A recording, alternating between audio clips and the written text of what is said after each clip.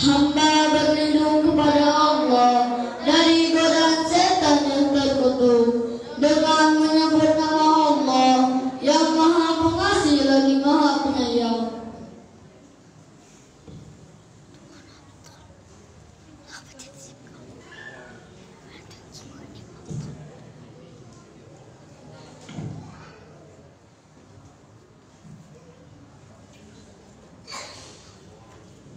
Muhammad itu tidak lain hanyalah seorang rasul.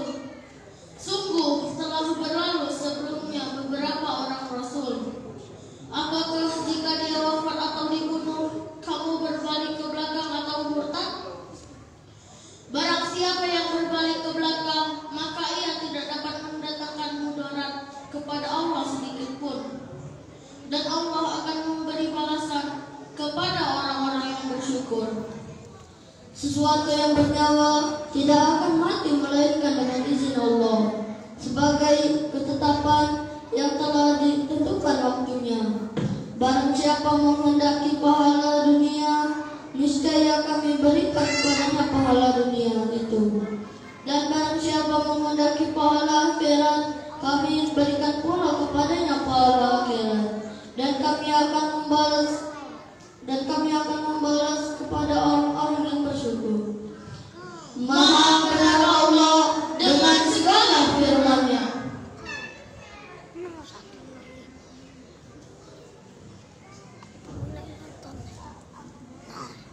Wassalamualaikum warahmatullahi wabarakatuh.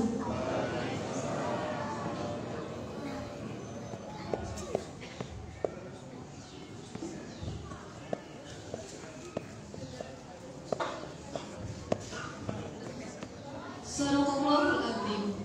Maha benar Allah dengan segala firman-Nya. Semoga dengan pembacaan ayat suci Al-Quran tadi, acara kita mendapatkan ridho dan barokah dari Allah Subhanahu wa Ta'ala. Amin ya rabbal alamin. Bapak-bapak, ibu-ibu, hadirin yang terhormat. Acara ketiga, sambutan dari Ketua Pengurus Masjid Raya yang akan disampaikan oleh Al-Mukarram Al-Ustadz Denny Indra SEMM. Kepadanya kami persilakan.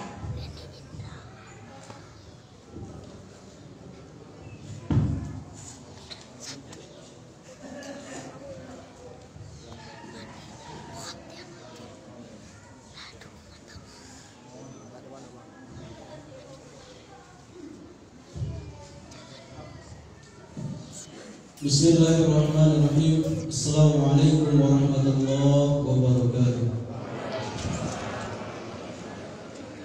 Innal hamdalillah nahmaduhu wa nasta'inuhu wa nastaghfiruh wa na'udzu billahi min shururi anfusina wa min sayyiati a'malina.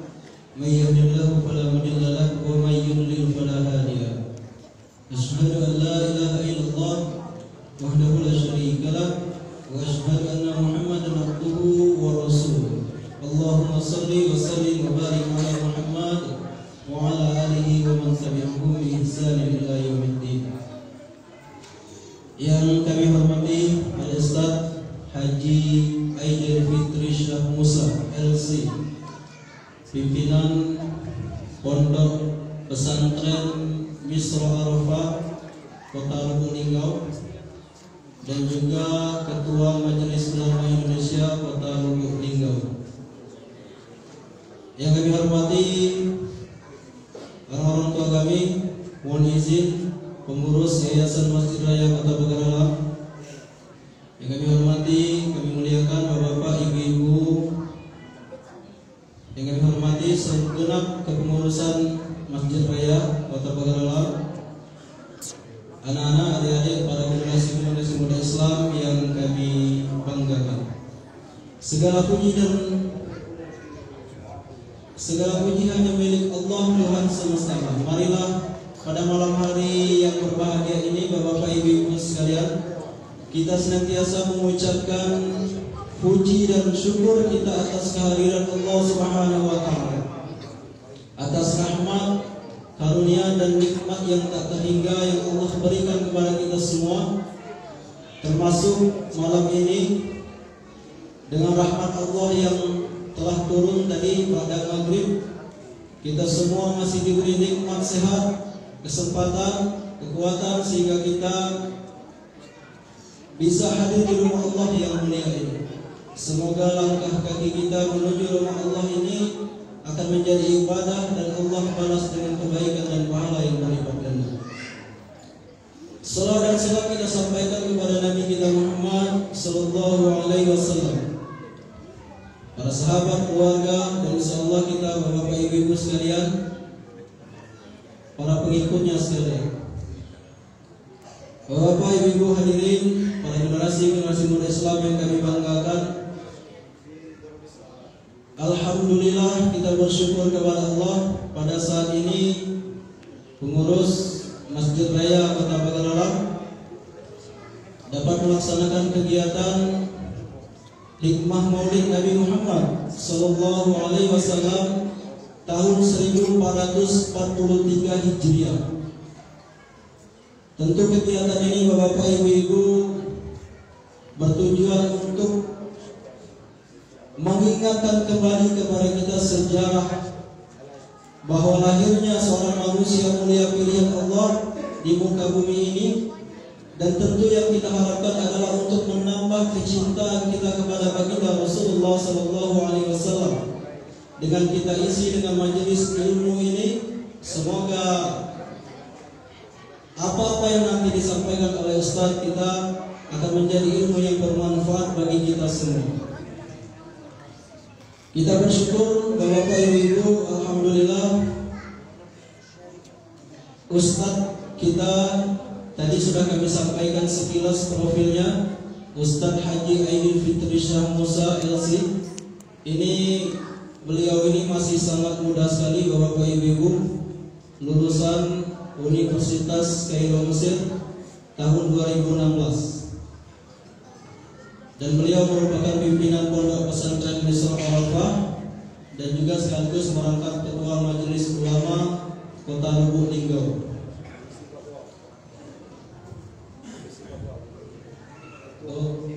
Komisi Fatwa Majelis Ulama Indonesia, Ketua Komisi Fatwa Majelis Ulama Kota Lubuk Linggau.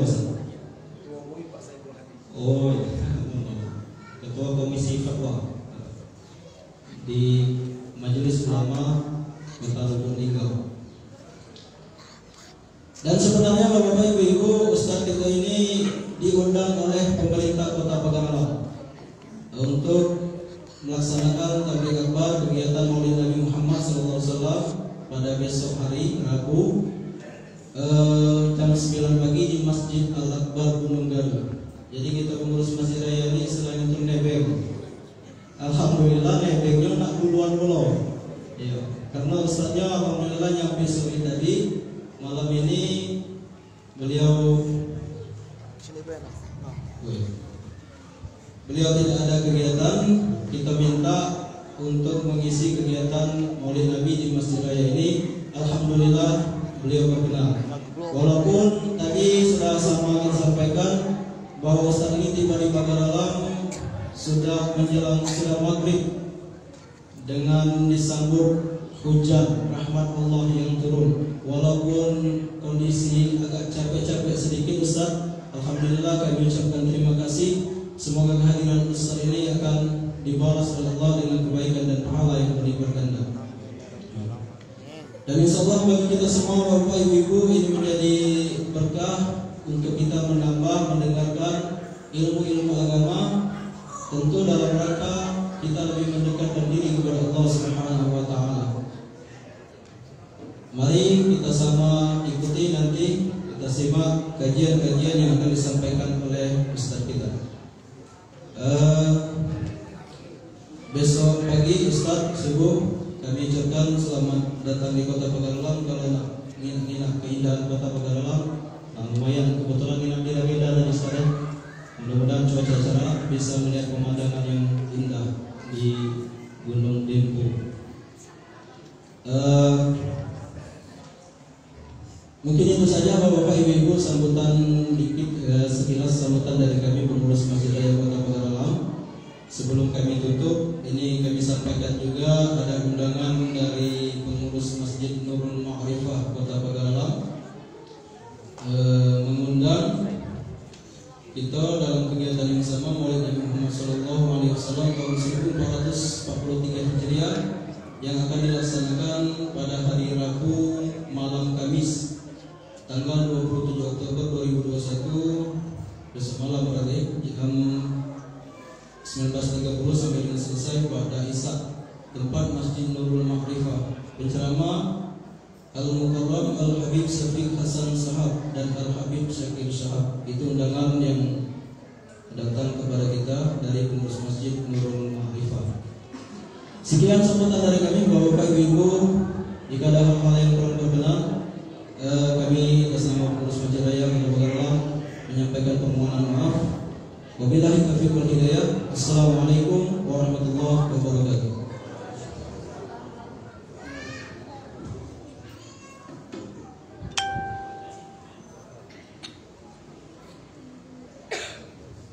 Terima kasih pada Al-Ustaz Denny Indra SMM atas sambutannya.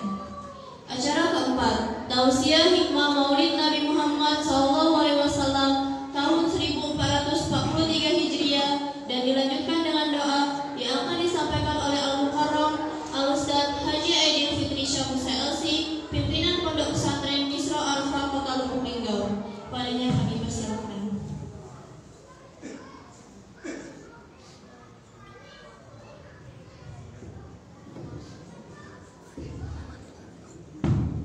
Bismillahirrahmanirrahim. Assalamualaikum warahmatullahi wabarakatuh. Alhamdulillahirabbil alamin. Wassalatu wassalamu ala asrofil anam sayyidina Muhammadin sayyidil awwalin wal akhirin wa khatamin nabiyyin wa rahmatullahi ta'ala lil alamin. Alhamdulillahilladzi ja'ala as-sam'a qila wa ja'ala al-Qur'ana imamah wa ja'ala Rasulullah sallallahu alaihi wasallam uswatan hasanah walil alamin rahmah wa ja'ala hadhil majlis sunnatin nabiyyah min al-maghfirah wal afiyah amma ba'du. Para alim ulama, para pemuka agama, pemuka masyarakat, tokoh agama, tokoh masyarakat, pemangku adat, para habaib, para masyayikh, para kiai, bapak haji, bu haja, khusus yang ada di wilayah kota Pagar Alam yang dirahmati oleh Allah Subhanahu wa taala. Unsur pejabat pemerintah Pagar Alam, musbidah kalau hadir kepala dinas, kepala bagian, kepala badan, kepala instansi, kepala kantor, seluruh unsur pejabat pemerintah, khusus kepada Ustadz Indra yang mudah-mudahan Allah berikan naungan rahmat dari Allah Subhanahu wa taala, Ketua Masjid Raya Kota Pagar Alam, Ketua PHBI, Irmas, dan bapak-bapak, ibu-ibu jamaah, sabahatul malaika min mayali, mudah-mudahan 700 malaikat membentangkan sayap berangkat kita dari tempat duduk. Allah ampunkan dosa kita yang telah lalu dan dosa kita yang akan datang. Ketika sampai tadi dari Linggau sekitar sebelum maghrib, Ustaz Indra sampaikan, Adinda Ustaz Aidil nanti kami ke Hotel Legenda selepas maghrib. Kemudian saya bincang dengan beliau, Ustaz, antum kenal dengan alumni Al-Azhar Kairo yang ada di Kota Pagar Alam? Beliau sebutlah nama yang tadi duduk di sebelah saya, Ustaz Dasmin. Dan saya bincang-bincang dengan beliau, dan ternyata malam ini agak sedikit khawatir berceramah akan didengar oleh senior. Karena beliau ini dari segi angkatan memang di atas saya. Ketika bertanya tadi, beliau bertanya, antum angkatan tahun berapa? Aku bilang aku angkatan 2012 Ustaz. Ternyata beliau angkatan tamat 2010. Beliau tamat, aku baru masuk. Nah, jadi ibarat kata, wong itu kalau nak berjalan ke kota Jambi, jangan lupa lewatkan tutup bersih. Aku ceramah di depan Ustaz Jasmin, laju agak grogi. Jadi mudah-mudahan Ustaz Redho hari ini dan malam ini mustamik di dalam majelis Rasulullah SAW, dan mudah-mudahan kita diberikan keberkahan di sisi Allah Subhanahu wa taala. Dan beliau bilang tadi lebih kurang 8 orang Ustaz Aidil yang ada di sini, alumni Khirij min Al-Azhar Mesir, dan mudah-mudahan saya bisa berjumpa satu persatu dengan kakak-kakak kelas saya. Karena saya memang tiba di Indonesia pada tahun 2012 yang disampaikan oleh Kakanda Ustaz Indra tadi, bahwa saya pulang ke Indonesia 2016. Kemudian sekarang mendirikan pesantren Misro Arafah, didirikan pada tahun 2018, 2019 buka, sekarang masuk tahun ketiga dengan kapasitas santri hampir 280 sekian orang. Dan sekarang saya menjabat di Ketua Komisi Fatwa, bukan Ketua MUI. Kalau Ketua MUI Mudoiro, Bahayo Ketua MUI Mudo 28, macam usaha agama di Linggau. Maka saya di Ketua Komisi Fatwa dipercayakan oleh orang tua saya, Abah Haji Saiful Hadi, yang sekarang menjabat sebagai Ketua Majelis Ulama Indonesia, dan saya diletakkan di bidang Ketua Komisi Fatwa bersama rekan-rekan dan sahabat ulama, tokoh-tokoh dari Kota Lubuk Linggau. Bapak-bapak, ibu-ibu, mungkin malam ini tak melenceng dari tema yang disuguhkan dari pengurus Masjid Raya, bahwa dalam peringatan Maulid menjalin ukhuwah menebar berkah menuai jannah. Tema ini memang sangat cocok dengan kondisi negeri saat ini, karena memang untuk mendapatkan persatuan dan kesatuan antar umat bernegara agak sulit terjadi hubungan di negeri yang tercinta ini. Terutama pada masa-masa dewasa ini, itu disuguhkan dengan penyakit yang tak tampak oleh mata, tak tersentuh oleh kulit. Hampir 249 negara di bawah nama PBB menakutkan dengan penyakit bernama Corona, komunitas rondo mempesona. Penyakit ini menghancurkan tatanan ekonomi, penyakit ini menghancurkan tatanan ukhuwah. Berapa banyak penyakit ini yang akhirnya kita kadang tidak saling percaya dengan teman dan sahabat, dan penyakit ini bahkan menjadi tempat ladang orang menggeruk harta, kemudian menebarkan fitnah dan berbagai macam. Maka krisis moneter pada tahun 1998 dengan kehancuran ekonomi dengan mencapai angka $1 $20.000 itu belum hebat hancurnya. Kehancuran ekonomi pada tahun 2007 dengan ditandai hancurnya Lehman Brothers dan pusat ekonomi Amerika itu belum hebat. Tapi rusak ekonomi lantak Corona 2019 hampir 3 tahun habis-habisan gitu. Pasar sepi, karyawan di PHK, mendilikau teka biduan tempel lagi dah baca manggung gitu. Rusak alhamdulillah, antilah dua tempel. Nah sekarang itu alhamdulillah 3 tahun. Tapi dengan penyakit 3 tahun ini, apa kata Nabi? Terjadi itu penyakit wahan, hubud dunia wa qara'atil maut. Cinta dunia tapi terlalu takut kepada mati. 2021 ini di Linggau bulan 7, semeliwiran mobil ambulan lewat membawa orang mati. Dan banyak orang ketakutan. Bulan 7 itu mencemayang kena purung orang mati di Linggau. Maka saya teringat seorang ulama, Ustaz Jasmin, bernama Syekh Muhammad Al-Amin Ibnu Muhammad Al-Mukhtar Al-Junki As-Sawdi, atau yang lebih dikenal dengan Syekh Abdul Rahman Al-Bashari, hidup pada tahun 768 Hijrah. Ulama ini disebut ulama kasyaf. Ulama kasyaf. Apa arti ulama kasyaf? Arti ulama kasyaf itu ulama yang dikaruniakan ilmu yang belum tentu dikaruniakan dengan orang lain. Ulama kasyaf itu dia bisa melihat dengan apa yang kita tak bisa lihat. Dia bisa bicara dengan apa yang kita tak bisa bicara. Di satu malam, ulama itu duduk di depan rumah. Lewatlah segerombolan wabah depan rumahnya. Wabah. Ulama itu melihat. Namanya dia kasyaf, dia bisa bicara dengan apapun.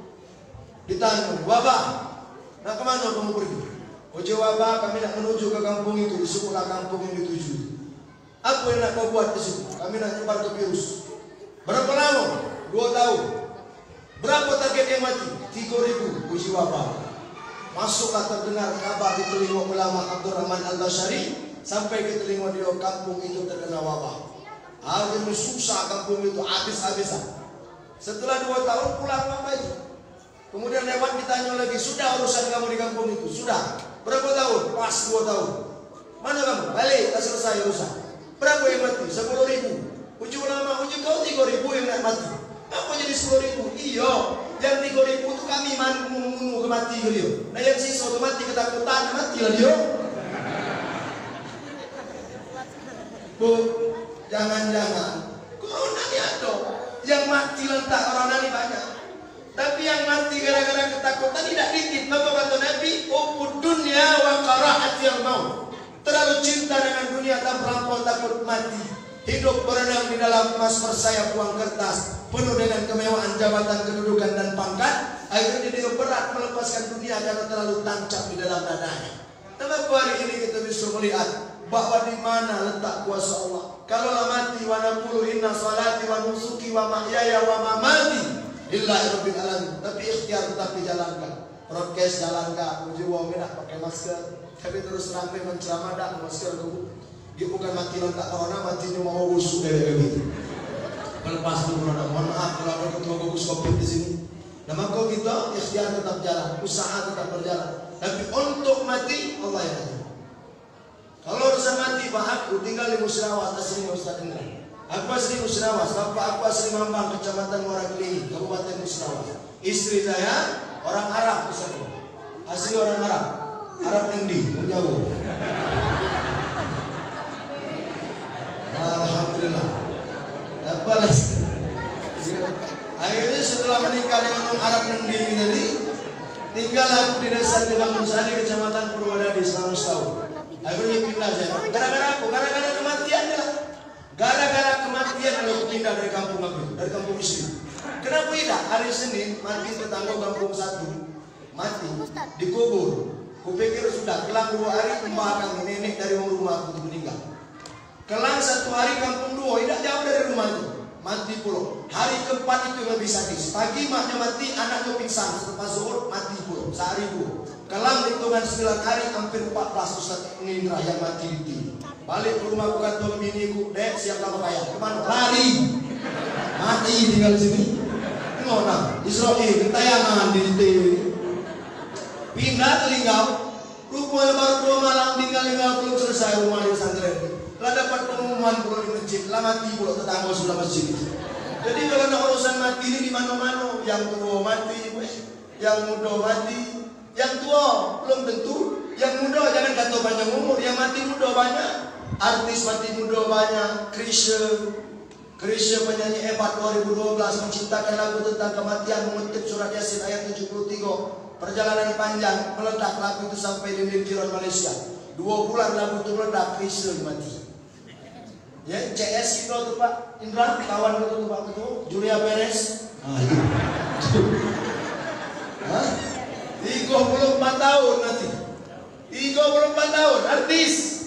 Olga Saputra, 30 sekian tahun, Ustadz, banyak yang mati muda. Ustadz Habib Munzir Al-Musawah, 40 tahun. Ustadz Taufik Asnuri Palembang, 42 tahun. Ustadz Jepri Al-Bukhari 40, Kiai Arif bin Ilham 40, Syekh Ali Jaber 40 tahun.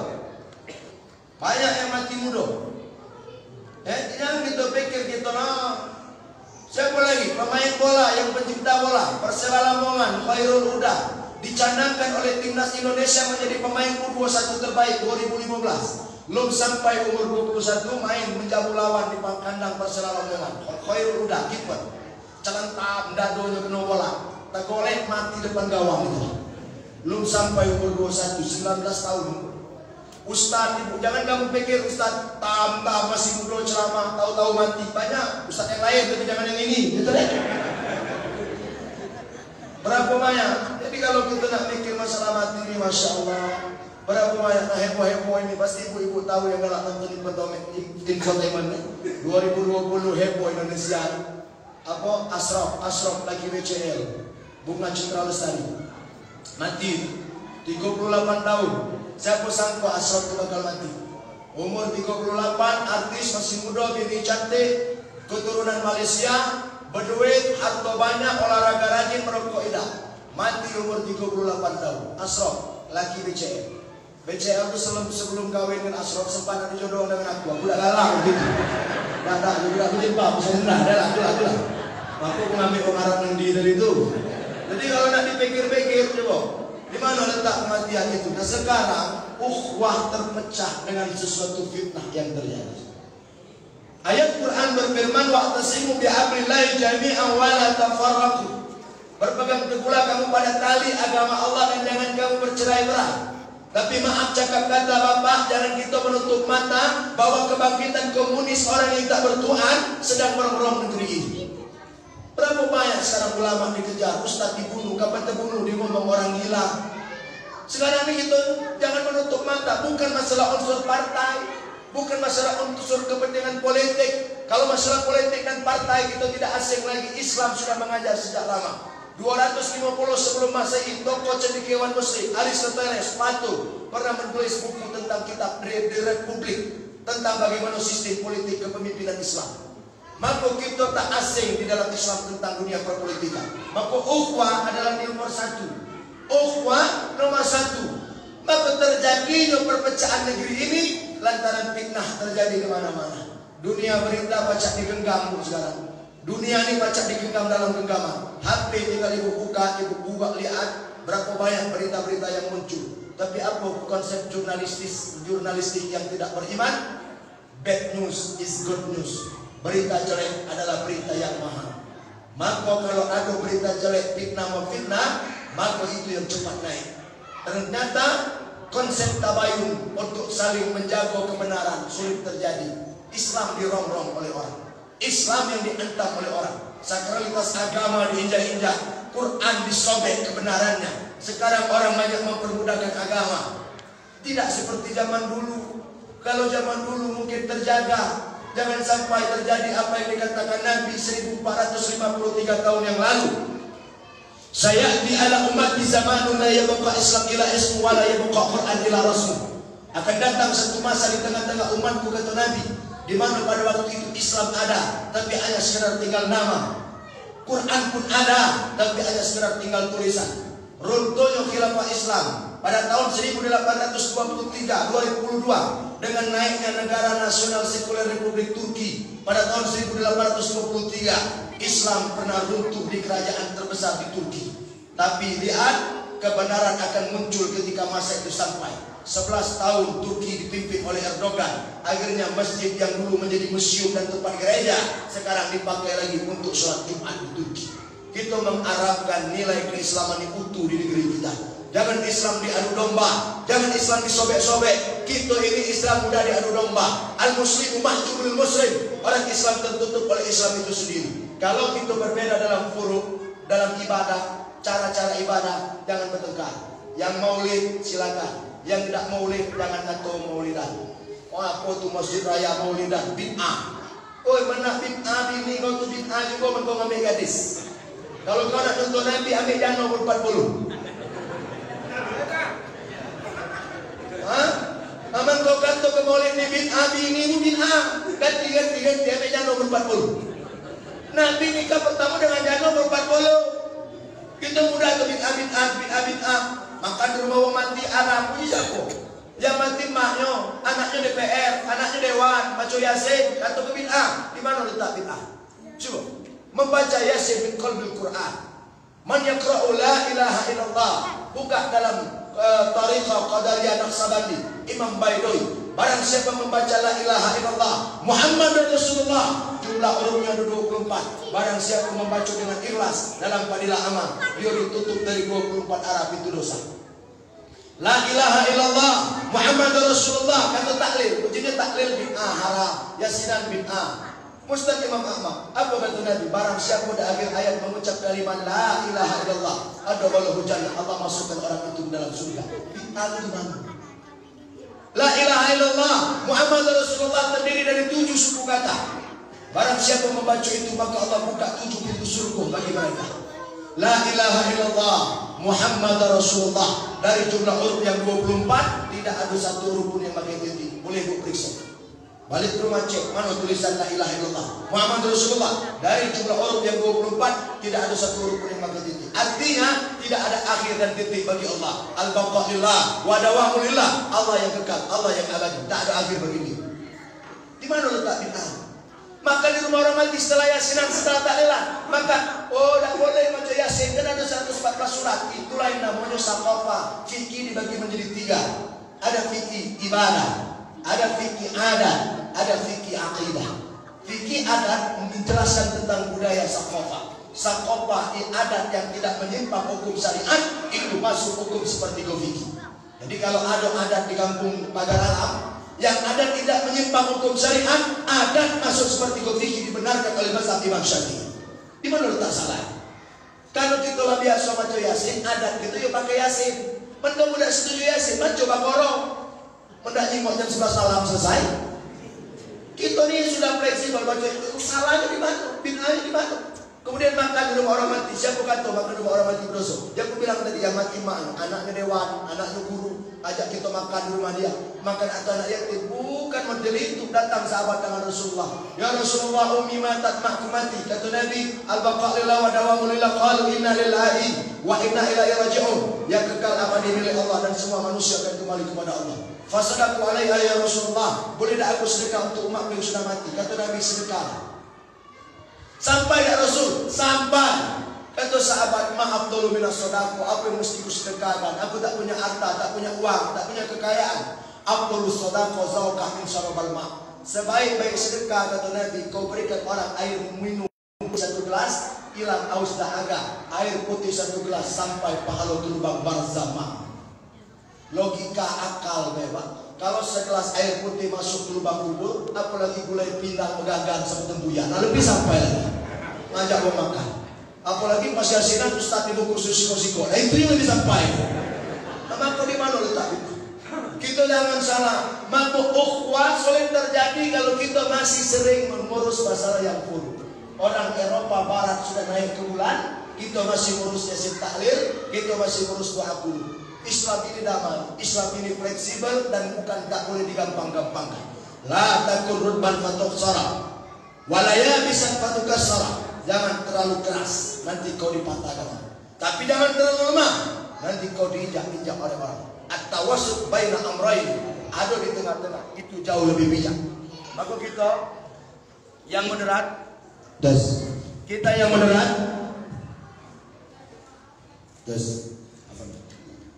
jangan sampai mudah diadu domba. Islam mengajarkan ketika sholat berjamaah noleh ke belakang. Bapak lihat, ketika imam noleh ke belakang, apa kata imam? Sawfakum mustaqim wa'tadilu. Luruskan, rapatkan. Imam disuruh noleh ke belakang bukan cuma lurus rapat. Coba tengok jamaah ini bagaimana kondisi.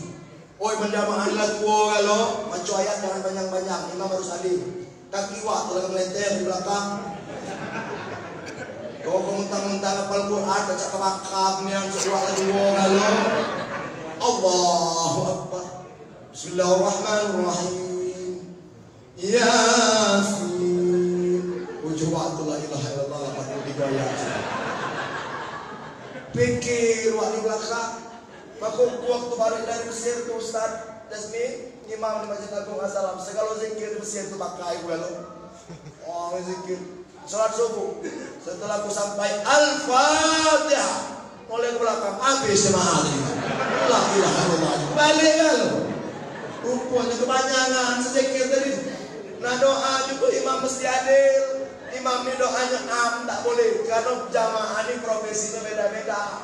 Kalau nak doa panjang, doa brewek, maka jangan terlampau panjang, jangan terlalu pendek. Itu ada menjaga persatuan. Kita berdoa, tengok jamaah di belakang, jangan mentang-mentang kita tadi sawah, doa kita khusus tadi sawah. Allahumma anzilatus sama'inal ard. Ya Allah, turunkan hujan ya Allah. Hujan di belakang kami nak potong karet gile. Kan tahu baik, hujan macam potong karet yang tukang naku parah di belakang. Doamu jempol jangan terlalu pendek, doa bukan syair, doa meminta, tak boleh memaksa. Ada isul doa dalam Sahih Muslim. Ada berdoa. Jangan terlampau panjang, jangan terlampau pendek. Jangan pendeknya jangan. Bu, sudah ibu berdoa, sudah. Aku doa ibu, ya Allah, Engkau tahu apa yang hamba mau. Amin. Sudah. Ya memang Allah Maha tahu, cuma dia nak disebut apa kendak gitu. Nah maka gitu ini banyak hal. Kalau dilurus rapatkan Islam adil, di mana letak persatuan di antara kita menjaga dari segi buruk, baik dari segi ibadah amalia. Kalau itu tidak fatal-fatal, dosa bertengkar. Karena itu yang mencetus daripada pertengkaran di antara kita. Kita tak sehebat Imam Syafi'i. Kita tidak sehebat Imam Ibnu Hanbal. Kita tak secerdas Imam Malik. Dan kita belum semampu Imam Abu Hanifah.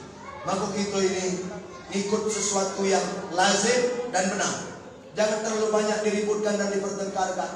Ada kata rapatkan sok. Ada yang bapak tu dah galak rapat. Kita rapat geser juga kaki. Kita rapat geser juga. Dan jangan dipaksa. Kalau nak maksa sampai mekek-mekek bapak itu biarlah. Mana dia dah galak rapat. Kau kena nato belakang di mana bapak itu dah galak rapat. Sesat dan sholat. Kata rapat tidak rapat. Tanya, Pak, kenapa kau dah galak rapat? Ternyata bukan sesat, bapak tu pegeli. Akhirnya kita maksa rapat, ngangkat sebelah kaki waktu sembahyang. Yang seorang, di mana Islam ini nama? Islam ini menjaga ukhuwah, persatuan, jangan saling menyalahkan. Apalagi ibu-ibu pengajian di Lingau tua, semenjak meluk pengajian abang kamnya. Ustaz Aidil semenjak aku meluk pengajian Ustaz Nila pintarnya, anakku bagus. Tapi semenjak aku sholat di masjid itu, dah galak lagi aku sholat di masjid. Ngaku, aku benci dengan sholat dengan ibu itu kapan tahiyat kelonyoknya detik-detik masjid. Apa sholat dibuat lagi? Menurut aku tidak sah itu sholat Pak Ustaz. Menurut Ustaz Aidin, ujungku bukan ibu yang macam ini yang tidak sah. Kau tuh yang tidak sah. Apa kau kau sholat ni mak telur wong itu. Itu ini nyari salah wong muda. Kadang-kadang kebenaran merasa mutlak milik pribadi. Yang pada akhirnya kita merasa yang paling pintar, paling cerdas dan kita tertipu. Apa kata Imam Al-Ghazali? An-nas kulluhum mautah. Manusia itu seperti orang mati, Pak. Ilal alimun, kecuali mereka yang berilmu. Wal alimun niyamun. Orang berilmu itu seperti orang yang tertidur.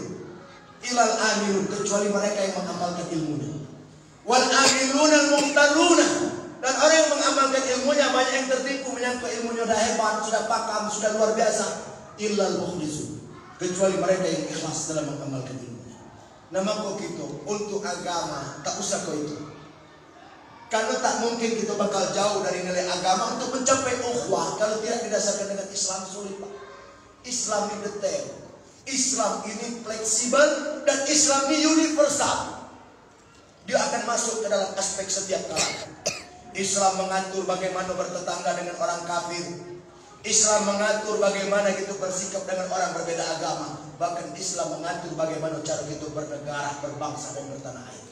Profesor Dr. Mustamuli ada dalam pemahaman Islam kontemporer ketika menyajikan nilai persatuan antara hubungan negara dan agama, tidak bisa dilepaskan bahwa agama harus tegak dimanapun kita berdiri. Budaya boleh, tapi agama yang menyatukan ukhuwah itu adalah agama. Kalau dia seagama berarti ukhuwah Islamiyah. Kalau dia tidak seagama berarti ukhuwah wataniyah. Kita satu negara bersaudara karena satu negara. Negeri ini dibangun atas Bhinneka Tunggal Ika. Tapi jangan kau tutup kebenaran sejarah Islam. Ukhuwah ini akhirnya apa? Islam jadi korban. 85% mayoritas Muslim, akhirnya Islam yang jadi korban. Tindak kekerasan dikatakan Islam radikal. Penghukuman terjadi di Jalan Tamrin, dia kata Islam radikal teroris. Setiap agama punya nilai radikalisme dan punya nilai fundamentalisme. Artinya setiap agama harus keras, di mana letak dia mesti keras. Dan agama mesti lembut ketika dia harus bersikap lembut. Kalau orang injak-injak ajaran Quran kita, kalau mereka rusakkan masjid kita, kalau dia perkosa anak perempuan kita, kalau dia ejek agama kita, bisa kita bersikap lembut dengan orang seperti itu. Tapi kalau mereka santun, maka kafir di dalam Islam dibagi dua. Ada kafir harbi, ada kafir zimmi. Kafir harbi, kafir yang wajib diperangi. Kalau dia hancurkan masjidmu, rusakkan perempuanmu, dia injak Quranmu, perangkan dia. Tapi kalau dia tidak menumpang mukim di kampungmu, menumpang hidup, maka dia kafir zimmi, kafir yang wajib dilindungi. Begitulah ajaran Islam. Ajaran universal seperti apa lagi kalau bukan Islam?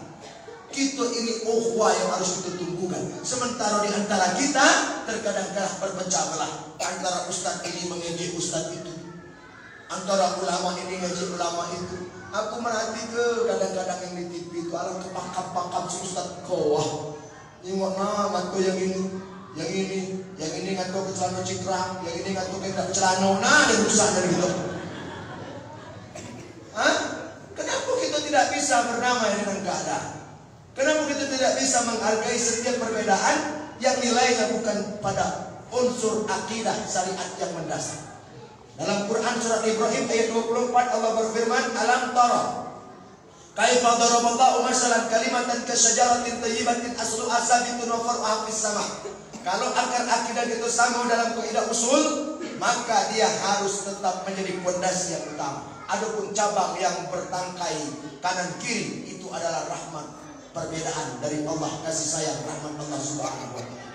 Jangankan gitu, Imam Syafi'i dengan Imam Hambali, Imam Ibnu Hanbal, saat itu saling memuji antara satu dengan yang lain. Orang ingin membenturkan dua ulama ini, tapi ulama zaman dulu cerdas. Ketika orang kata Syafi'i, ya Imam Syafi'i, bagaimana pandanganmu menurutmu tentang Imam Ibnu Hanbal? Apa kata jawab Syafi'i?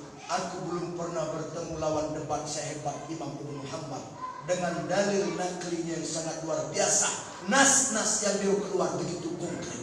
Wah, memuji. Yang nanya ini berharap dengan to ke Imam Ibnu Hanbal. Kena yang nanya tadi itu. Kena dia tu nak jawab tu. Hanbal apa dia nanti tu nak kena itu. Cuma tidak terpengaruh. Kemudian orang tanya balik dengan Imam Ibnu Hanbal. Ya Imam kembali, bagaimana menurutmu tentang Imam Asy-Syafi'i? Apa kata jawab Imam Ibnu Hanbal?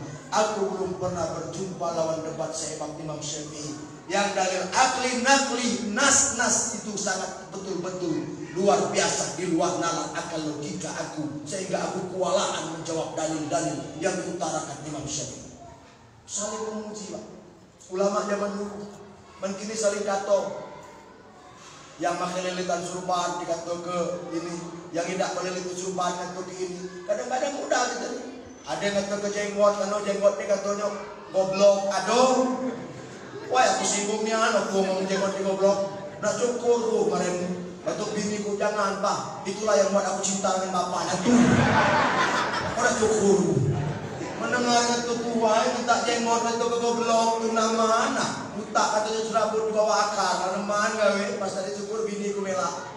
Akhirnya tidak dicukur. Gitu nih Pak, kalau nak terus terang, saling ejek, saling itu kata selesai. Berarti kedua ulama yang ceritakan tadi. Saat orang datang, kata Syafi'i, ya Imam Ibnu Hanbal, boleh aku bertamu ke rumahmu? Oi senang hati. Tuan guru nak bertamu ke rumah kita. Senang luar biasa. Silakan wahai Imam, silakan kapan nak datang? Disebutkan hari kami tunggu.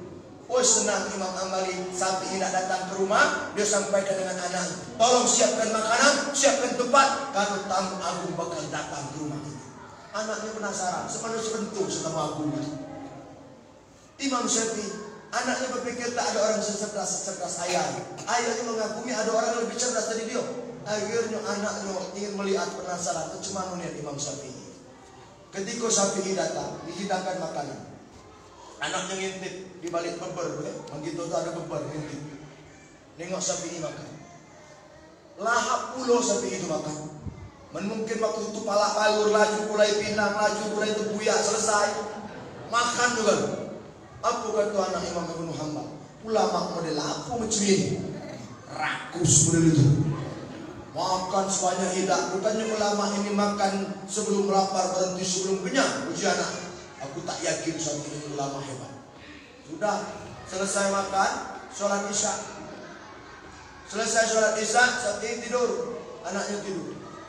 Anak Imam Ibnu Hanbal menyiapkan ember di depan kamar. Dia nak tengok sholat tahajud tak Syafi'i. Kalau di depan kamar.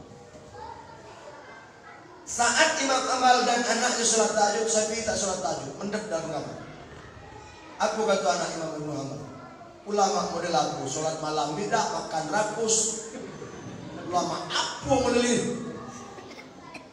Selesai, sampai azan subuh menjelang. Pas azan subuh, Syafi'i keluar. Langsung diminta oleh Imam Ibnu Hanbal jadi imam. Sholat. Selesai sholat, anaknya nyuwil bapak. Pak, kalau tidak sah sholat kita. Kenapa? Syafi'i tidak berwudu sembahyang. So air dalam ember tidak kurang depan kamar tu. Ile ulama model ini, bujana. Aku kata anak, ayah, aku ragu kalau Imam Syafi'i ulama hebat. Dari mana kau bilang dia ulama hebat? Dari mana kau tahu? Ayah, tadi malam aku tengok dia makan. Makannya tidak seperti ulama. Malam tadi dia tak sholat tahajud, saat itu sholat tahajud. Dia sholat subuh tak pakai wudu. Ulama model mana itu? Imam Ibnu Hanbal tak terpengaruh dengan tabayun, dia tanya dengan Syafi'i. Wahai Imam, aku ingin membantah kesyirikan anakku terhadapmu. Tolong jawab. Kenapa bukan cerudian bahasa kita membagar alam? Bukan nak nyerudi yang sudah dimakan. Kamu malam tadi makan seperti itu agak berlebihan. Anakku melihat tak pantas ulama makan berlebihan. Yang kedua, tadi malam kau tak sholat tahajud. Yang ketiga, uji anakku kau sholat subuh tak pakai wudhu, karena air depan kamar masih butuh tak kau pakai. Apa kata Syafi'i? Wahai Imam Ibnu Hanbal, dalam sehari berapa kali engkau dan anakmu menghatamkan Quran di rumah ini? Baca sampai 10 kali wahai Imam. Pernahkah kau memasuk barang yang haram di rumah? Tak pernah. Pernahkah kau menyeleweng dari ajaran saya? Tak pernah.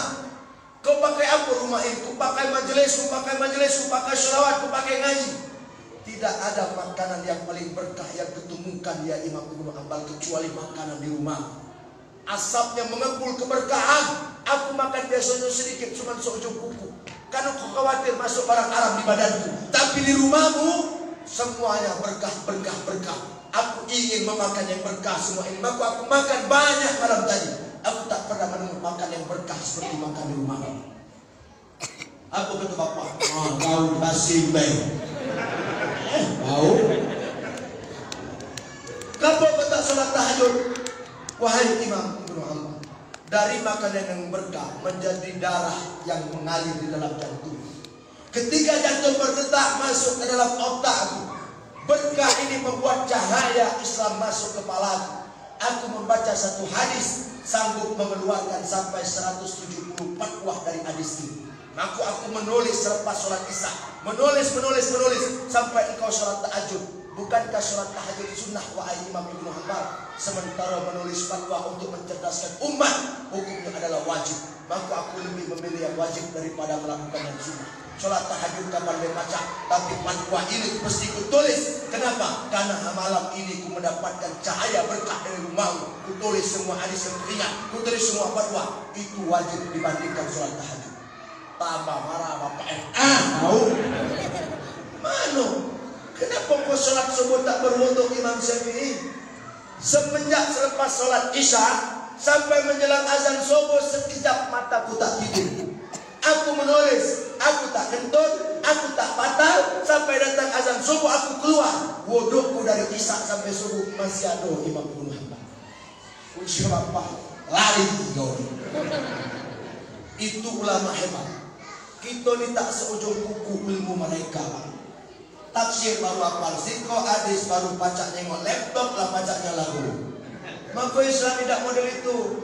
Jangan mudah dengan tampilan. Besok bah, ustaz itu rambut gondrong, rambut gondrong, gundu, belum tentu. Ada orang rambutnya gondrong sembahyang tahajud lebih banyak daripada kita yang pakai subat. Baca bapak ukur dari pakaian dan penampilan orang.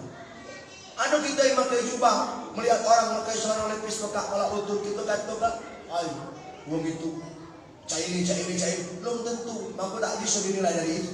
Inna Allah la yanzuru ila suwarikum, wala yanzuru ila amwalikum, walakin yanzuru ila qulubikum wa a'malikum. Sesungguhnya Allah tidak melihat dari pakaianmu, dari hartamu, dan yang Allah lihat adalah hati dan amal perbuatanmu.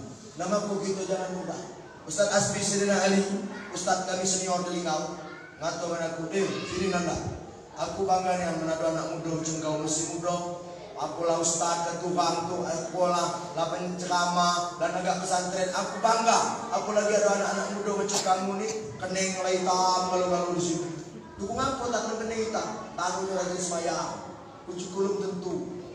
Di dusun aku tu banyak wak kening hitam. Tanya aku wak tu berapa rakaat wak sembahyang. Apa jawab? Tidak pernah sholat aku. Lah, ngapa kening wak hitam? Ini bukan sholat ini, kurang tempel kening tadi. Artinya Pak, kening hitam belum tentu rajin sholat. Tapi benar, di dalam hadis bahwa asal minal sujud, mereka yang rajin sujud ada asal di kening. Tapi ukuran ketaatan bukan dilihat dari itu. Maka kita yang sujud menjadi saksi asal kita, menjadi bekas asal kita. Tapi jangan kau nilai orang yang kening tak hitam tak rajin sholat. Kalau kening tak hitam, Ustaz Indra, tidak hitam kening. Anak ngomong dia tidak rajin sembahyang, tidak mungkin. Nama kita tak bisa diukur dari itu. Itulah Islam. Jangan kau pandang orang dari hanya mata luarmu, hati yang bicara. Itulah Islam, itulah ukhuwah, itulah persatuan. Kalau kau ingin lihat persatuan ini runtuh di peradaban kita negeri tercinta, jangan kau tutupkan sejarah kejayaan Islam di masa lalu. Kita ni negara 350 tahun dijajah Belanda. Bentar saya sini. 350 tahun kita dijajah Belanda. 3 tahun kita dijajah Jepang. Tahun 1825 sampai 1830 tidak ada yang ditakutkan oleh tentara Belanda ketika perang berkecamuk di Jawa Timur kecuali seorang jenderal tapi santri. Jenderal tapi santri. Tentara Belanda ngajar 350 tahun. Saat perang dia tidak takut dengan jenderal, tapi dia takut jenderal tapi santri. Paling takut 5 tahun berkecamuk perang itu. Siapa yang ditakutkan? Jenderal tapi santri. Itu yang membuat gempar alun-alun Kodam Jawa Timur. Siapa dia? Sekarang patung itu terpampang di alun-alun Kodam Jawa Timur. Naik pucuk kuda, pakai lilitan surban cemini, telunjuk sampai ke pucuk. Siapa itu? Jawab, Pangeran Diponegoro. Tapi Bapak tanya dengan anak-anak kita yang sekolah-sekolah. Siapa Pangeran Diponegoro? Pahlawan nasional. Itu yang mereka tahu. Tapi mereka tak jelaskan siapa Pangeran Diponegoro, siapa Ki Haji Dewantara, siapa Imam Bonjol, siapa Cuk Nyahdin, siapa Cuk Mutia, siapa R.A. Kartini, siapa Fatmawati. Mereka cuma tokoh nasional mereka anggap. Tapi negeri ini adil para ulama. Pangeran Diponegoro itu bukan pangeran baik, bukan cuma jenderal. Dia santri, dia ulama, dia mengajar Quran, dia mengajar tafsir, tapi dia jenderal. Tentara Belanda. Dan Pangeran Diponegoro itu bukan nama asli, itu nama panggilan. Siapa nama asli Pangeran Diponegoro? Gelarnya banyak dapat dari kauman Tanah Jawa. Nama asli Pangeran Diponegoro Raden Mas Abdul Hamid Ontowiroyo Musta'ar Heru Cukro Senopati Allah Sairin Pronotogomo Amirul Mukminin Khilafatullah Tanah Jawi Pangeran Diponegoro pahlawan Gua Selaro. Itu nama asli Pangeran Diponegoro. Coba ulang.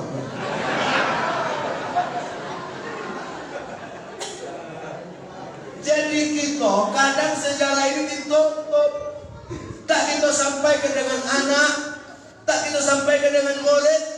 Sementara yang paling terpenting kata Nabi, menggelarkan pendidikan dengan anak itu akhlak. Hadis riwayat Imam Tirmidzi dari Sa'id ibnu As radhiyallahu an, apa kata Nabi? Mana hala walidu minalil afdal bi adabin hasanin. Tidak ada pendidikan yang lebih baik yang bisa diberikan orang tua kepada anak kecuali pendidikan adab ataupun akhlak. Barat tidak mungkin menghancurkan kita, membunuh kiai kami. Barat tak mungkin menghancurkan masjid. Yahudi Israel tak mungkin membasmikan ajaran Islam. Tapi apa yang dia rusak? Generasi akhlak anak-anak kita. Cerdas bahasa Inggris mereka, hebat sains teknologi mereka. Tapi kalau jauh dari akhlak, Pak, percuma, Pak. 300 paket kau tinggalkan sawit dengan mereka, 300 paket kebun sawit pacak dijual. 200 bidang pala kau tinggal dengan mereka, 200 bidang pala disuruh jual. 1 sampai 3 hektar kau tinggalkan dia kebun teh, kebun pokat, pajak dia jual. Kau tinggalkan dia rumah mewah, kau tinggalkan dia kendaraan hebat, hidup berenang di dalam emas bersayap uang kertas, semua itu bisa dijual. Tapi kalau bapak tinggalkan agama dan akhlak dengan anak-anak kita, tak ada orang menjual agama. La yashtaru bihi samanan qalilah. Tak mungkin mereka jual agama. Tapi kalau dunia yang kau tinggal, habis hidup itu. Habis. Hidup ini tak lama, maka nilai yang disebut menebar berkah saat kau letakkan berkah dengan anak-anak. Walau anna ahlal qura amanu wa taqaw fatahna alaihim barakatin minas sama. Kalau penduduk kampung itu beriman dan bertakwa, Allah akan turunkan berkah dari langit dan bumi. Walakin kazzabu, tapi banyak di antara mereka yang menipu. Fa'afasnahum bima kanu yaksibun. Allah tarik atas dusta-dusta mereka. Maka kita turunkan. Berapa banyak generasi hari ini rusak. Sekarang kata orang kota Pagar Alam, zaman ini tahun 5.0, zaman globalisasi. Akhlak anak kita sudah mengurut dado, kita tengok. Yang narkoba, yang berjudi, yang pergaulan bebas, yang seks bebas, maaf, situs-situs porno dewasa sudah diakses oleh anak-anak SD. Habis kita, hancur generasi kita. Nama kau itu kalau kau ingin dapatkan berkah penuai jannah tadi, jangan sampai kau tinggalkan. Agak dulu jannah yang dibucuk. Apa kata Nabi? Baiti jannati. Rumah tanggaku adalah surga bagiku. Bini surga, anak surga. Pertanyaannya, sudah berapa banyak anak yang Allah titip dengan kita, yang sudah kita didik menjadi anak si buah hati, belahan jantung, pelanjut cerita, penerus sejarah, anak soleh yang mendoakan orang tua. Dan berapa banyak anak yang rusak di tangan kita, narkoba, berjudi, berzina, yang pada akhirnya kita menuntut semua pertanggungjawaban di hadapan Allah Subhanahu wa Ta'ala.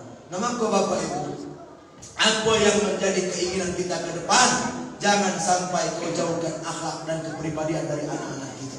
Akhir hidup ini akan selesai. Saat kita ajal datang merenggut nyawa, yang kita harap menuai jannah, justru kalau kita lepaskan tanggung jawab terhadap anak, maka neraka tempat kita. Tapi kalau kita sudah didik mereka, sudah sampai mereka tak mendengar, banyak anak Nabi yang tak taat banyak. Kan'an anak Nabi Nuh tak ikut bapaknya. Maka kita bernasib jangan sampai nanti ketika terbaring di liang lahat menanti doa-doa yang tak sampai lantaran tak sempat meninggalkan akhlak dan kepribadian. Tapi kalau ibu bapak tinggalkan agama, tinggalkan Quran, tinggalkan agama di kepala mereka, insya Allah akan menjadi nilai yang berkah. Jangan bapak cuma leskan dia nyanyi, jangan bapak ibu cuma leskan dia nari. Kalau nyanyi nari kadang-kadang sanggup wong tuanya bayar 800.000 sebulan, bayar 3 bulan 1.900.000. 600.000 les nyanyi, bayar 3 bulan 1.800.000. Anak belajar ngaji dengan kuah di ujung RT kadang 10.000 sebulan, 14 bulan ibu tunggu nggak bayar SPP. Kapan anak balik nanya, mama, kata wak yang ngajar datuk yang ngajar ngaji di ujung RT itu suruh bayar sen SPP. Lah 14 bulan mama tunggu nggak. Ujuk bapak berapa sebulan? 10.000. Ujuk bapak sini bang, sini. Omong dengan wak yang ngajar ngaji. Mana ngajar ngaji lillahi ta'ala, kurang ajar. Guru ngaji lillahi ta'ala, mampu guru ngaji itu badannya banyak kurus-kurus kalau karena suruh makan pahala juga. Listrik kena dibayar, kata orang Jawa pulau sekiru lagi tak terbangkuan ke guru ngaji, apa yang itu harapkan dari agama berkah anak itu. Masalah senari ini pak muda, sok ketang-keteng aku di lingkau mama ya teruslah kamu tanya lah di lingkau. Pelajaran Ustaz Aidil Fitri Samusa pesantren Nusra apa itu ceramah di pernikahan acara di Lingkau. Boleh kamu tanya? Mampir kamu ke Lingkau? Sering nggak Ustaz Aidil ceramah pernikahan? Sekarang? Tidak pernah. Mendulu yo, sekarang enggak. Kenapa tidak tahan? Ceramah lah di ujung banyak rasa nari dengat. Tidak sudah. 3 bulan lalu cara nari. Aku kata MC, baiklah sebelum kita tampilkan ceramah agama dari Ustaz Aidil Musa, mari kita tampilkan tari gending Sriwijaya. Ini adalah sanggar seni di dekat Ibu Sianu, tinggal di RT di kelurahan itu. Wah, kentang-kenteng karena nari pucuk tahu itu. Taneng neng teng teng teng teng teng teng teng teng teng teng teng teng teng. Maknya nonton melok dari di belakang, maju mak. Oh senangnya, kadang lepak dado, anakku nampil nari. Tapi kalau anaknya ngaji model tadi jarang orang tua bangga. Nah yang ngaji tadi, yang mancot cerita lawak, yang punya anak mesti bangga. Tapi orang tua jarang bangga. Wong anaknya ngaji hebat depan om.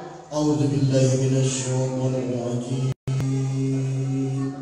Bismillahirrahmanirrahim. Wong di belakang nenggit nengok anak. Anak siapa ngaji?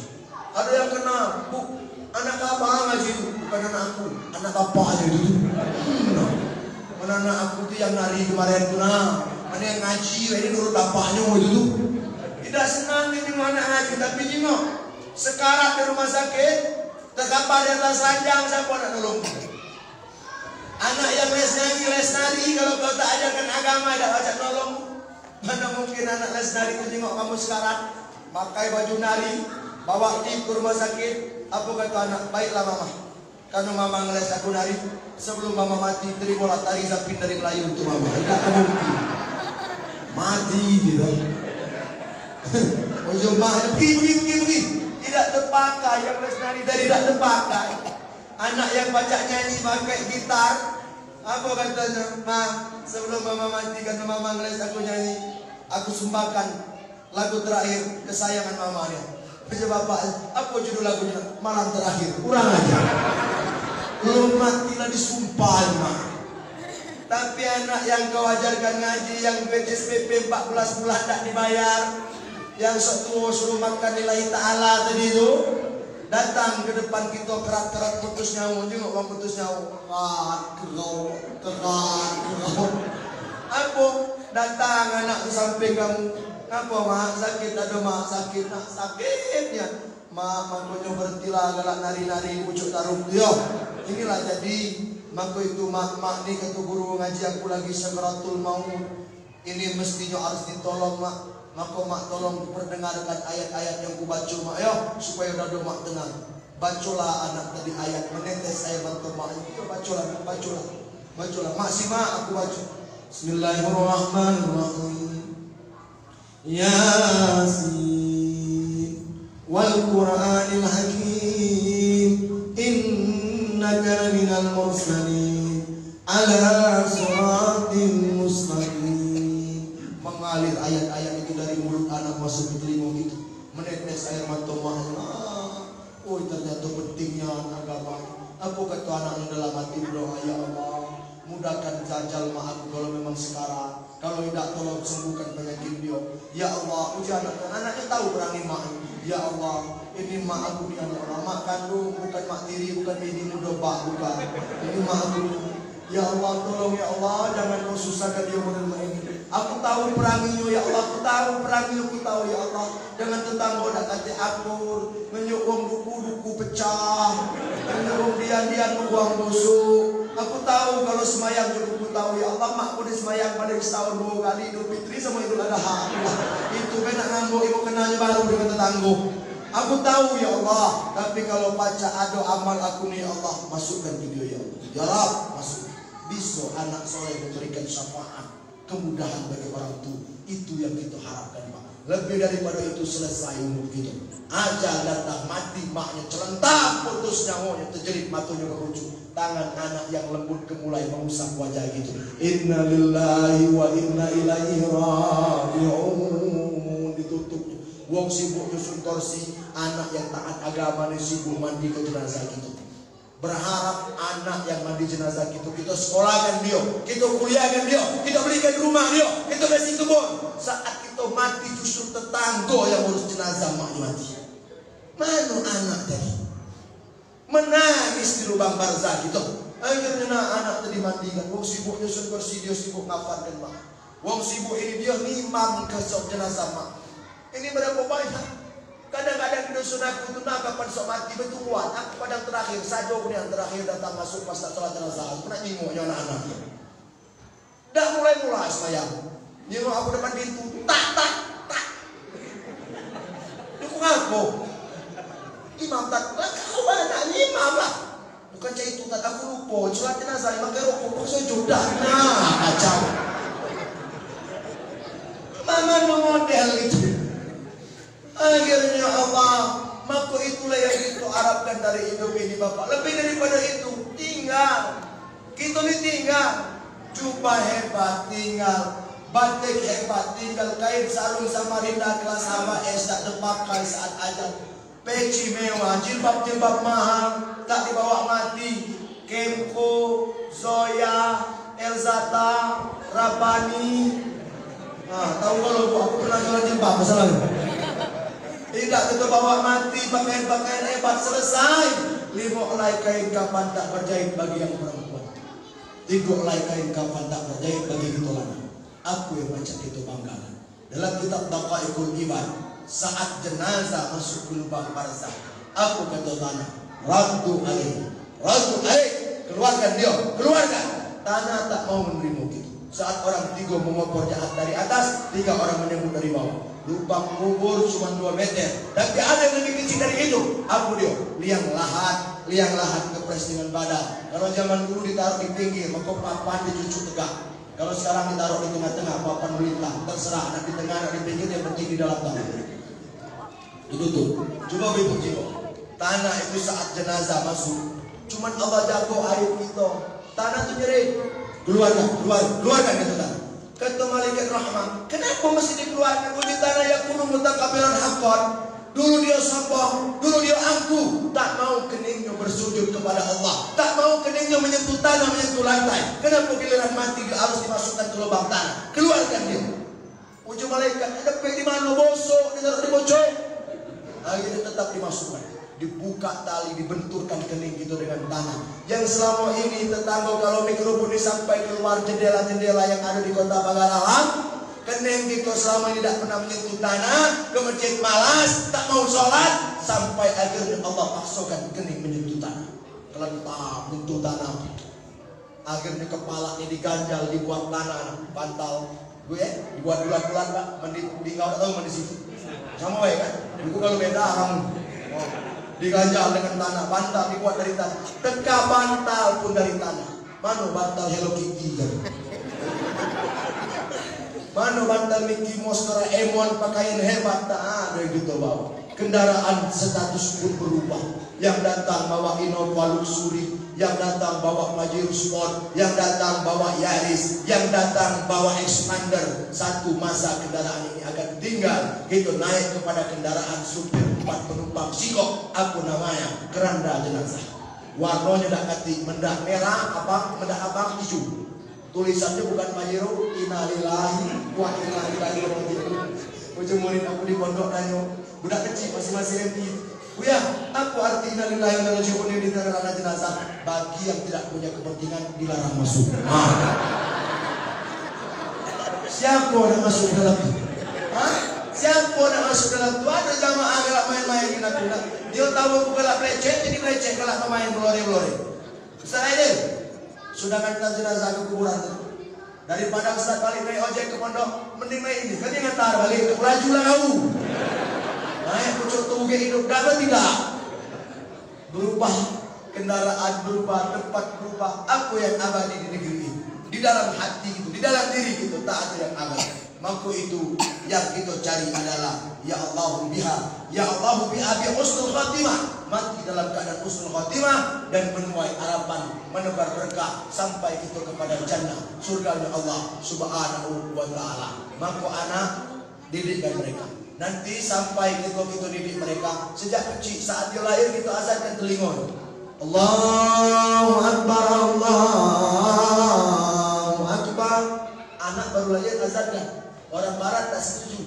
Ini mah orang Islam bodoh buyan. Anak masih kecil diazankan. Apa dia ngerti? Islam detail membahas itu. Anak diazankan ketika bayi, seakan-akan ayahnya ingin berkata, nak, hari ini tangan belum sanggup menggenggam, badanmu masih lembut, matamu belum langkas, lidahmu belum mampu menusuk kata-kata, kau hanya bisa menangis. Maka hari ini ayah membisikkan ke telingamu besarnya nama Allah. Nanti sampai masanya nak, ayah masuk tua akan menjadi seperti bayi. Giliran kau membisikkan ke telinga ayah, la ilaha illallah. Itu gitu anak. Anak ini saat kita nak mati, nempel di mulut di telinga kita, la ilaha illallah. Aku menikah 2017 tanggal 20 bulan Desember. Setelah akad nikah aku sampai ke biniku, adik aku yang tercinta, my love, oh my darling. Aku menikah dengan kau hari ini deh, terus terang. Bukan karena cantik, kalau karena cantik masih banyak yang lebih cantik dari engkau. Kalau karena berduit masih banyak yang lebih berduit dari engkau. Kalau karena suku masih banyak suku yang lebih mulia dari suku engkau. Tapi aku menikah denganmu, tujuannya siko. Tolong antarkan aku seperti Imam Ali Al-Jurjani, Ijra'ul A'dha fi mardatillah. Antarkan aku nanti pada kematian kepada jalan yang diridhoi Allah. Kaki aku nak mati, kau bisikkan ke telingaku. Aku tak perlu air mata, gua ayo aku tak perlu. Kau bisikkan telingaku, la ilaha illallah. Biniku bukan orang agama, orang kesehatan, tugas di rumah sakit Siti Aisyah Lubulingga.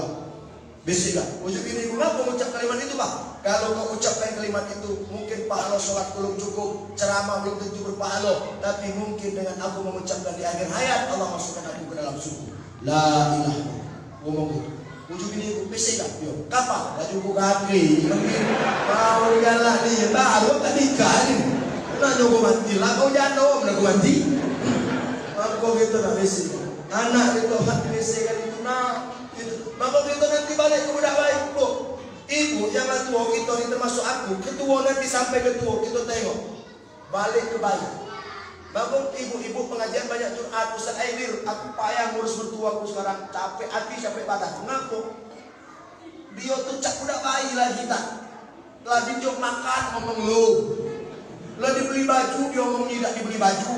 70 berapa tahun mertua kamu? 87 tahun wajar. Uang tua kalau lari tua balik ke bayi berani. Maka kita sabar-sabar. Sabar cak manu. Itu tuh Quran borong. Nak dibaca, nak terbaca, nak dicapak, berdosa. Jadi siapa tu tak tunggu, mati dewe juga gitu. Dan kita ni tak nampak. Futi asabah amin abwabul jannah. 7 pintu surga terbuka bagi orang tua yang itu urus sampai ajal dia. 7 pintu surga terbuka. Ibu nak masuk pintu dari sebelah mana? Aku uruskan mereka. Itulah anak si buah hati tadi. Harapan kita dari majelis maulid, ukhuwah persatuan harus meneliti. Maulid Nabi, peringatan ini hanya rutinitas ritual individualis. Tapi apa yang menjadi esensi setelah Maulid? Maulid tiap tahun, Isra Mi'raj tiap tahun, Nuzul Quran tiap tahun kamu pergi menceramah, ngambil penceramah jak Lembang, ngambil penceramah jak Linggau, ngambil penceramah jak Jakarta, ngambil penceramah jak Pekanbaru. Kalau cuma sebatas rutinitas ritual, untuk apa kegiatannya? Tapi kalau seandainya setelah Maulid meningkatkan iman gitu, menambahkan kualitas ibadah gitu, sembahyang kita tetap penuh macam inilah, kekentalan dan ketakutan Yahudi ketika sholat subuh mereka sama seperti sholat Jumat. Nah ini kan macam ini bagus kan. Kalau baca sholat lima waktu nanti menilai menilai suratku Pak alhamdulillah man sholat subuhna dari dalam sampai keluar.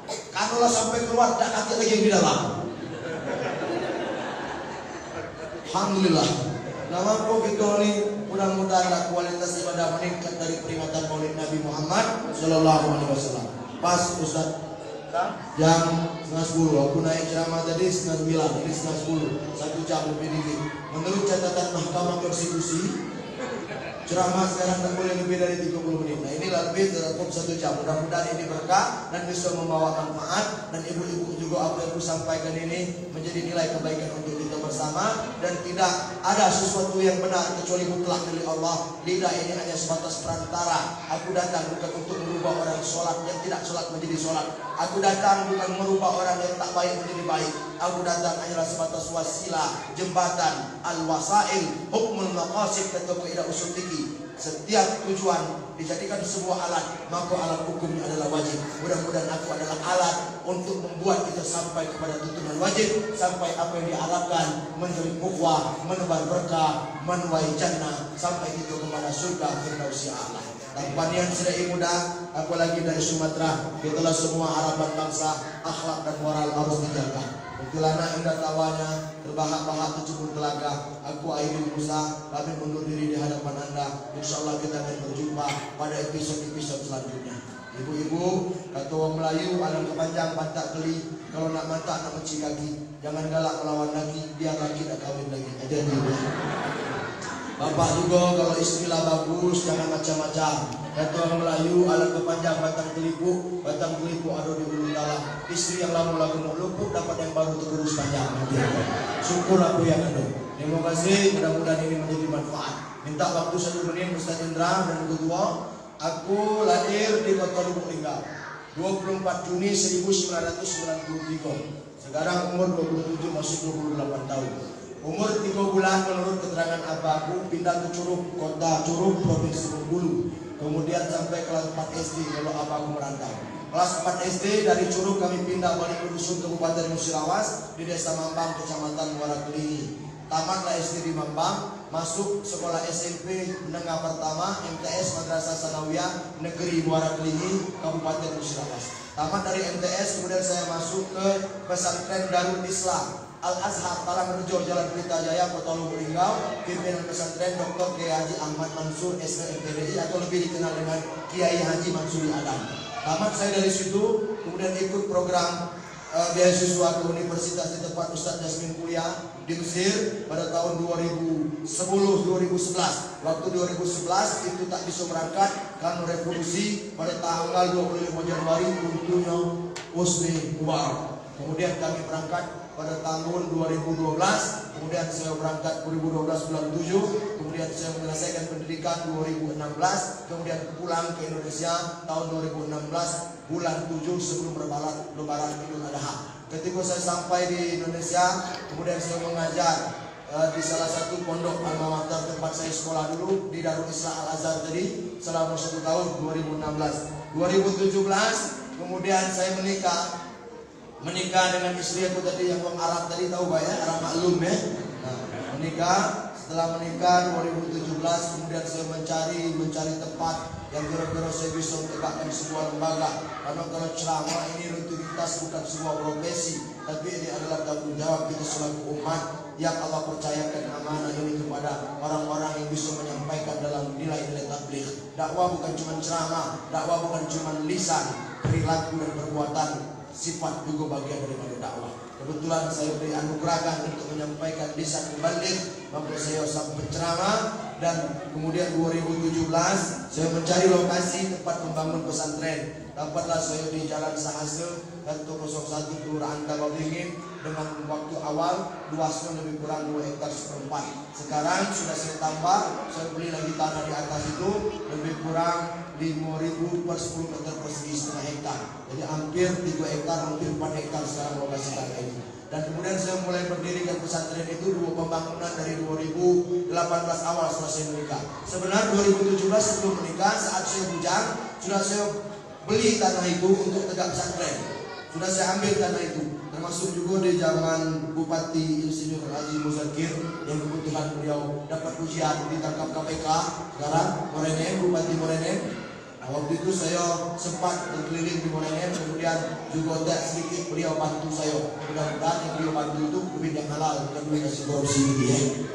Akhirnya saya dapat tanah lokasi saya beli, kemudian akhirnya saya dirikan pembangunan 2017 pertengahan sebelum menikah, 2018 sampai 2019 awal pembangunan itu lebih kurang 10 unit asrama. Saya bilang 10 unit asrama itu, asrama saya bukan macam asrama panjang tapi rumah.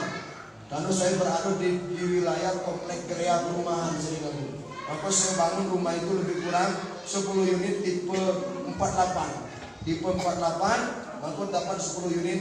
Dan tahun pertama 2019 sudah ada gedung lokal RKB, 3 lokal, masjid, tempat ibadah, dan fasilitas-fasilitas umum.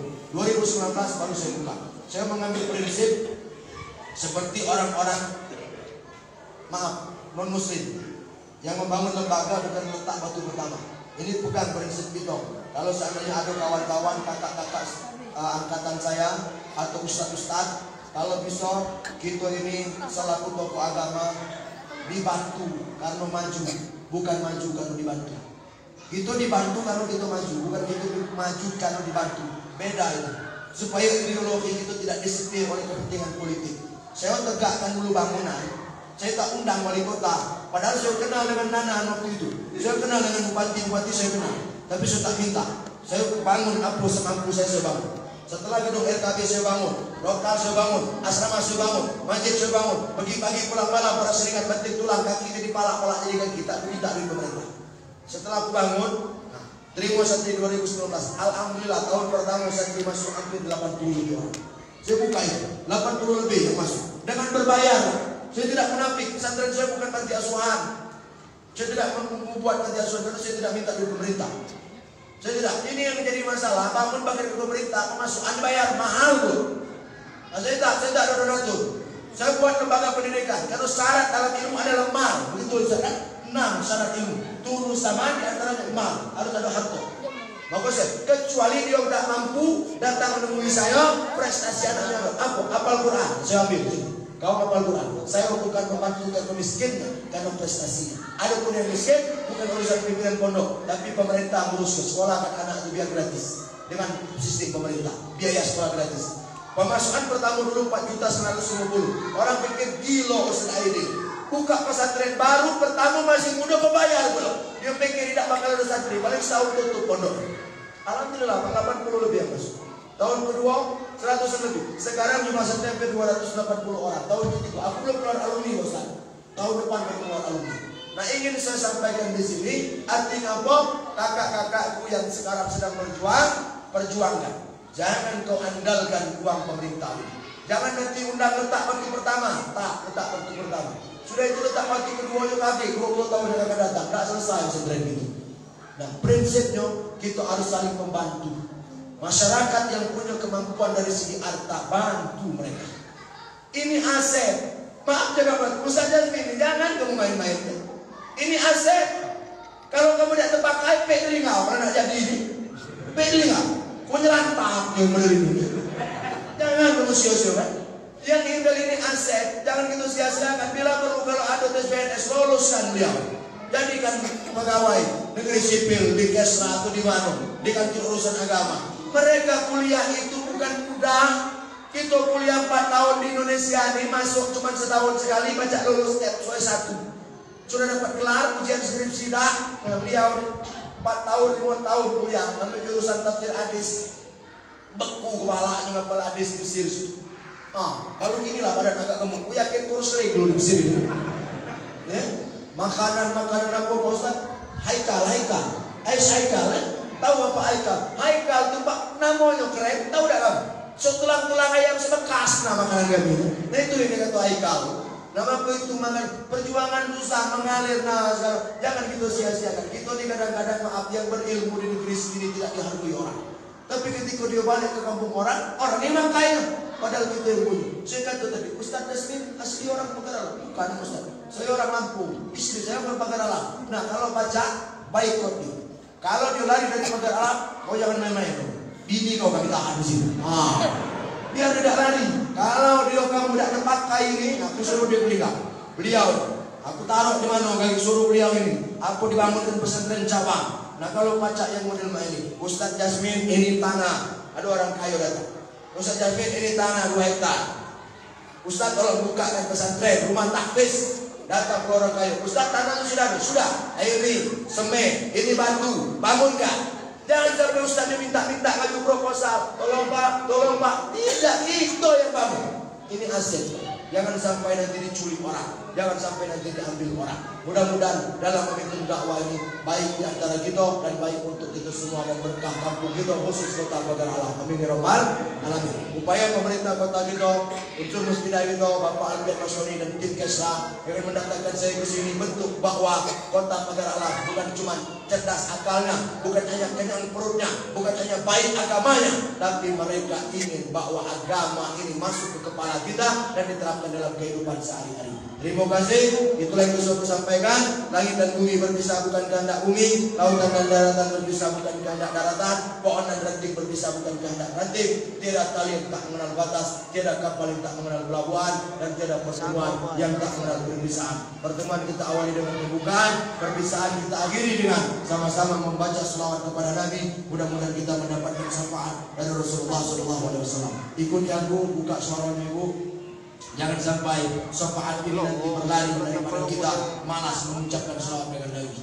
Ya Nabi salam alaika, ya Rasul salam alaika, ya Habib salam alaika, salawatullah alaika. Sama-sama. Ya Nabi salam,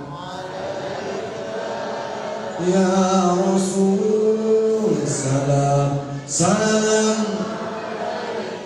ya Habib salam, salawatullah. Sekali lagi. Ya Nabi salam, ya Rasul salam, ya Habib salam, salawatullah. Sallu ala Nabi Muhammad. Assalamualaikum warahmatullahi wabarakatuh. Assalamualaikum warahmatullahi wabarakatuh. Wa ala hazina ila hadratin Nabi wa khususan ila zuriyati wa nasabi wa jama'al muslim raya di nanti Pagar Alam di Karun Fatihah.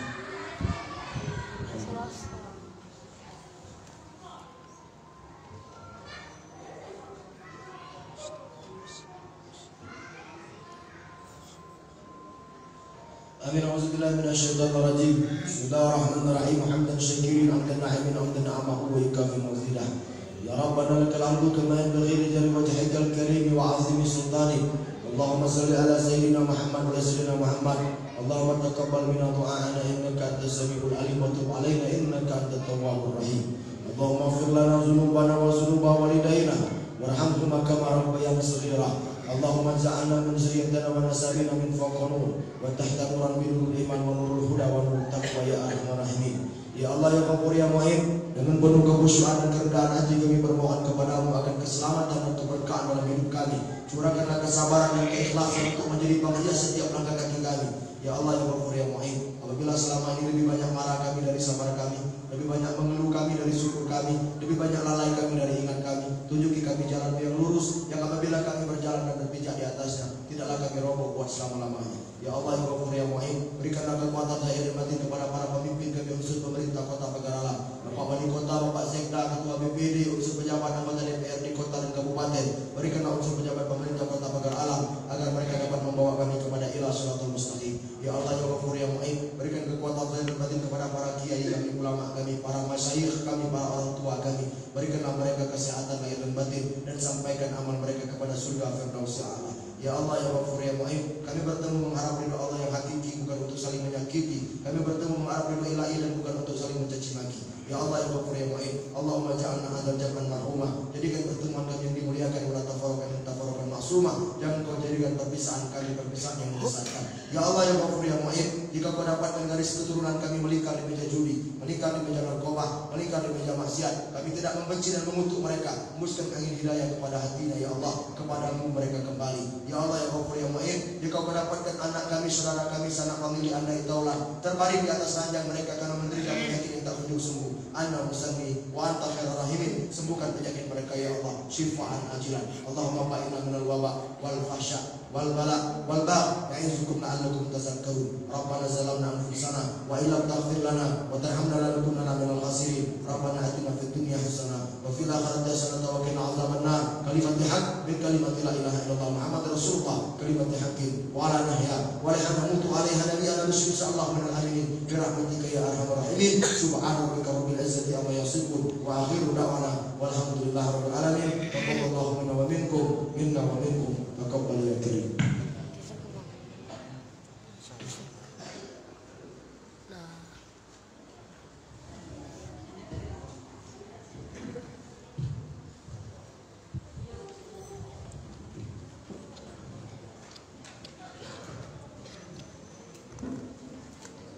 Bapak-bapak, Ibu, hadirin yang kami hormati, demikianlah tausiah kita pada malam hari ini. Semoga apa yang telah disampaikan tadi akan menjadi ilmu yang bermanfaat bagi kita semua, dan kepada yang menyampaikan akan mendapatkan kebaikan yang berlipat ganda dari Allah Subhanahu wa Ta'ala. Amin ya Rabbal Alamin. Akhirnya, marilah kita tutup acara ini dengan mengucapkan lafaz hamdalah. Alhamdulillahirabbil alamin. Subhanakallahumma wa bihamdika asyhadu an la ilaha illa anta astaghfiruka wa atubu ilaik. Wassalamualaikum warahmatullahi wabarakatuh.